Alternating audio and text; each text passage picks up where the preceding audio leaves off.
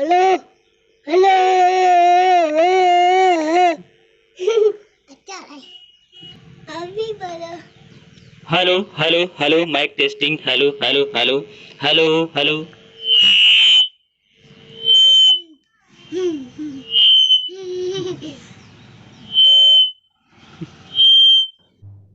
नमस्कार दोस्तों, स्वागत है आप सबका एक बार फिर से आपके अपने चैनल हर दिन टेक्निकल पर। और अभी माइक टेस्टिंग का वीडियो आपने देख ही लिया था स्टार्टिंग में, तो चलिए स्टार्ट करते हैं आगे का वीडियो। तो यहाँ आप देख ही रहे हैं, ये मैंने लिख रखा है सारा कुछ। आहूजा एम्पलीफायर का सर्किट डायग्राम है, तो वही है, उसी का मेरे पास डेटा था, तो वहाँ से मैंने इसे बनाया है। चलिए तो आगे देख लेते हैं। ये कुछ इस तरह का सर्किट है हमारा जो दिखता है, और इसे मैंने प्रैक्टिकली बनाया भी है और चल भी अच्छे खासा रहा है। तो चलिए इसकी मेकिंग देख लेते हैं एक बार, किस तरह से ये काम करता है और कैसे बनेगा। ठीक है, तो हर एक कंपोनेंट को हम लोग यहाँ ड्रॉ करेंगे और बताएंगे कैसे काम करता है, किस लिए लगा है। ठीक है, तो चलिए स्टार्ट करते हैं।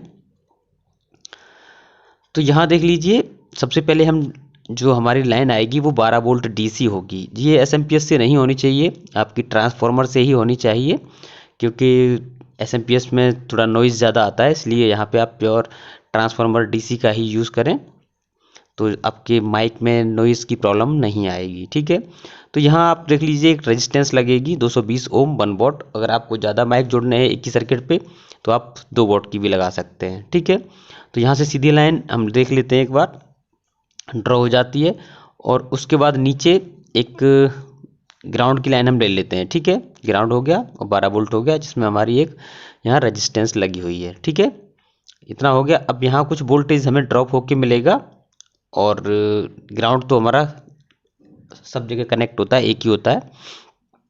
ठीक है, तो आगे देख लेते हैं। इसे फिल्टर क्या होता है कि थोड़ा सा रेजिस्टेंस के बाद में कुछ नॉइज़ अगर आती है तो उसे हम सबसे पहले फिल्टर कर लेते हैं। तो यहाँ क्या करते हैं, हम एक कैपेसिटर ले लेते हैं।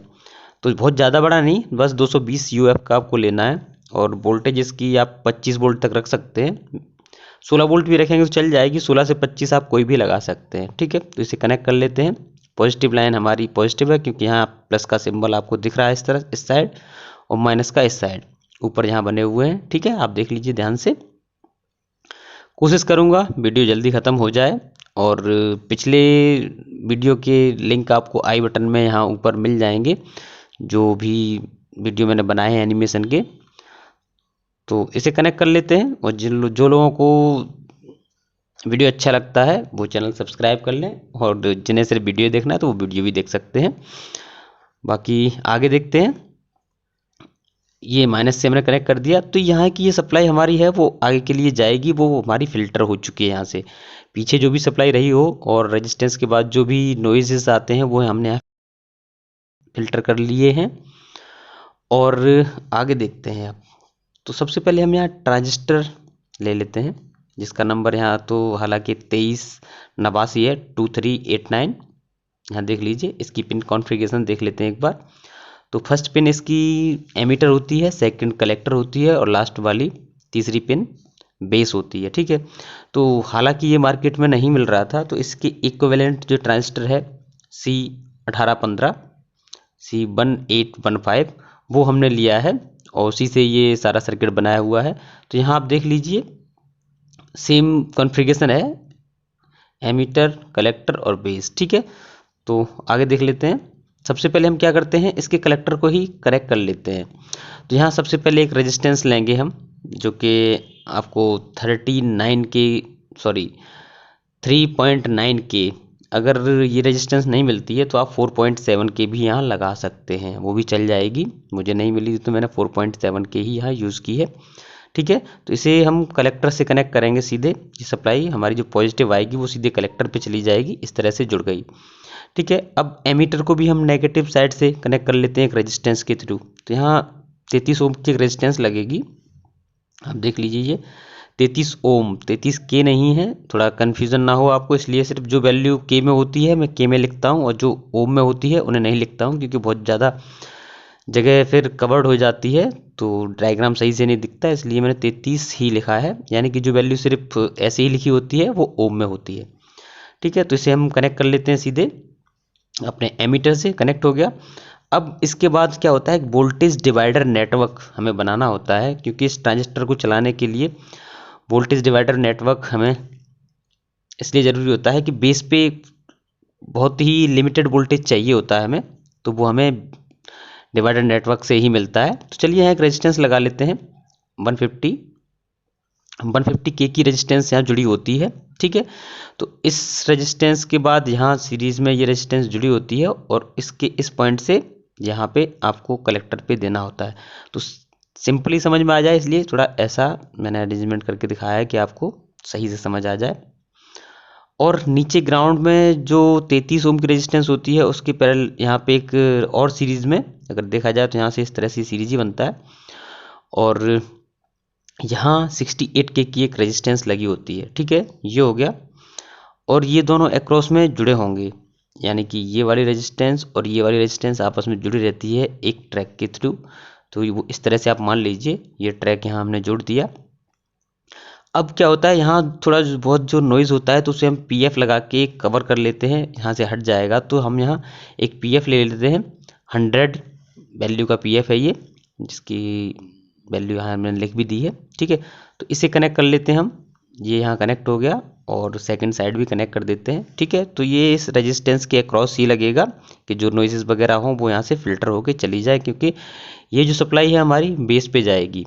तो चलिए बेस को कनेक्ट कर लेते हैं एक बार।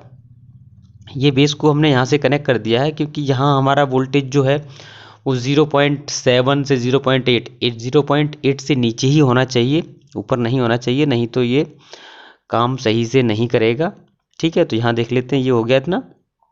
अब यहाँ 0.7 वोल्ट लगभग आ चुका होता है, तो यहीं से हमें इनपुट देना होता है माइक का। तो यहाँ एक 10 यूएफ का कैपेसिटर जुड़ा रहता है, तो ये यहाँ से हम जोड़ लेंगे उसे। तो ये देखिए एक 10 यूएफ का कैपेसिटर है, मैं लिख भी देता हूँ यहाँ, ठीक है। 10 यूएफ का है, ये भी आप 16 से 25 वोल्ट लगा सकते हैं, अगर नहीं मिलता है तो 50 वोल्ट भी लगा सकते हैं, जो अवेलेबिलिटी हो आपके पास। तो आप यहाँ लगा दीजिए, और इसका जो प्लस का सिरा होगा वो हमारा बेस की तरफ जुड़ा रहेगा, और जो माइनस का सिरा होगा वो सिग्नल हमें जो माइक की तरफ जाएगा वहाँ चला जाता है, ठीक है, उससे जुड़ा होता है।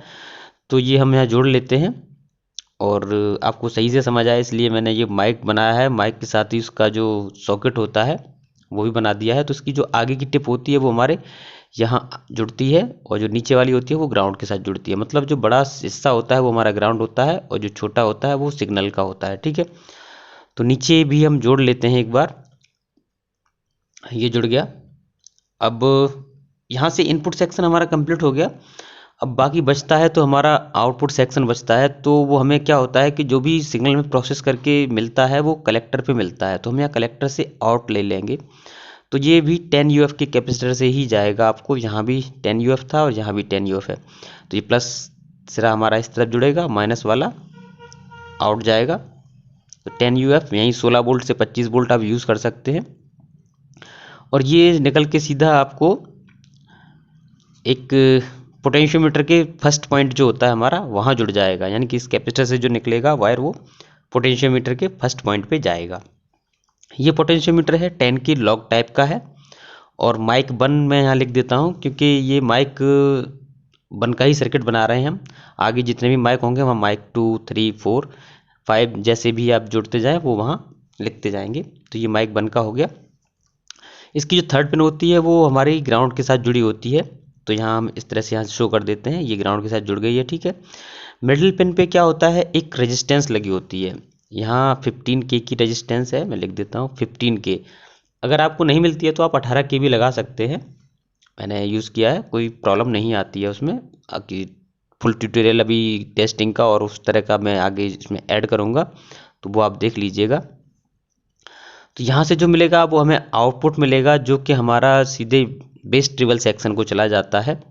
तो यहाँ मैं लिख देता हूँ आउटपुट, ये आउटपुट होगा, और जितने भी माइक होंगे उन सारे आउटपुट एक बार कनेक्ट होते हैं आपस में। तो यहाँ देख लेते हैं एक बार, आगे का भी दिखा देता हूँ। मैंने 5 सर्किट इस तरह के बनाए हुए हैं। तो देखिए माइक 1, माइक 2, माइक 3, माइक 4 और ये माइक 5, ठीक है। इस तरह से आप करें और सारी आउटपुट आपकी कनेक्ट हो जाएंगी आपस में, और ये लास्ट आपको जो बेस ट्रिबल सेक्शन होता है वहाँ चली जाएंगी। तो इस तरह से आप देख लीजिए 5 माइक का सर्किट ऐसे बन जाता है। वीडियो ज़्यादा लंबा ना हो इसलिए टेस्टिंग हम अगले पार्ट में रखेंगे। तो मिलते हैं किसी अगली वीडियो में, तब तक के लिए नमस्कार।